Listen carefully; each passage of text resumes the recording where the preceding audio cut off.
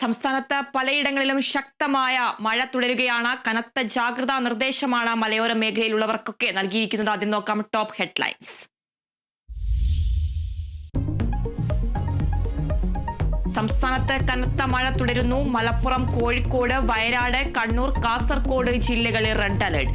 6 ജില്ലകളിൽ തീവ്ര മഴയ്ക്കും സാധ്യത. കാസർഗോഡ് തേജസ്വനി പുഴ കരകവിഞ്ഞു. കുമ്പളയിൽ ശക്തമായ കാറ്റിൽ കൂറ്റൻ ഇരുമ്പ് മേൽക്കൂര റോഡിൽ തകർന്നു വീണു. തിരുവനന്തപുരം പരശുവയ്ക്കലിൽ വീടിന് മുകളിൽ മരം വീണു. സംസ്ഥാനത്ത് ട്രെയിനുകൾ വൈകിയോടുന്നു.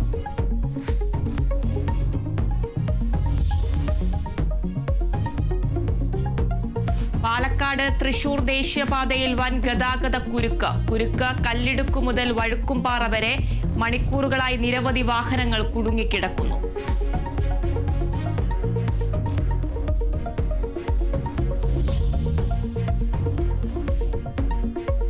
ഇസ്രായേൽ ഇറാൻ സംഘർഷം അയവില്ലാതെ തുടരുന്നു. ഇസ്രായേൽ നഗരങ്ങളിൽ മിസൈൽ ആക്രമണം തുടർന്ന് ഇറാൻ. നിരവധി പേർക്ക് പരിക്ക്. ഇറാനിൽ ഇസ്രായേൽ ആക്രമണവും തുടരുന്നു. ടെഹ്റാനിൽ സൈനിക കേന്ദ്രം ആക്രമിക്കുന്നതിന്റെ ദൃശ്യം പുറത്തുവിട്ട് ഇസ്രായേൽ സൈന്യം.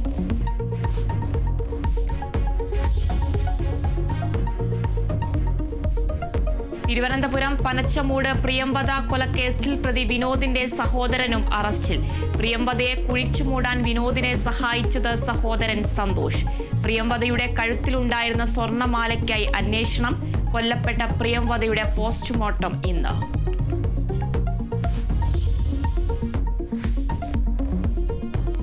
അഹമ്മദാബാദ് വിമാനാപകടത്തിൽ മരിച്ചവരുടെ DNA പരിശോധന തുടരുന്നു. ഇതുവരെ ബന്ധുക്കൾക്ക് കൈമാറിയത് 42 മൃതദേഹങ്ങൾ. മരിച്ച പത്തനംതിട്ട സ്വദേശി രഞ്ജിതയുടെ DNA പരിശോധനാ ഫലം കാത്ത് കുടുംബം. അപകടം അന്വേഷിക്കാനുള്ള ആഭ്യന്തര അന്വേഷണ സമിതിയുടെ ആദ്യ യോഗം ഇന്ന്.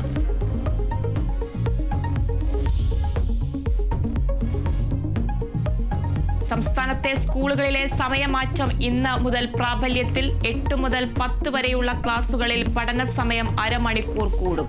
സർക്കാർ നടപടി സമസ്തയടക്കമുള്ള സംഘടനകളുടെ എതിർപ്പ് മറികടന്ന്.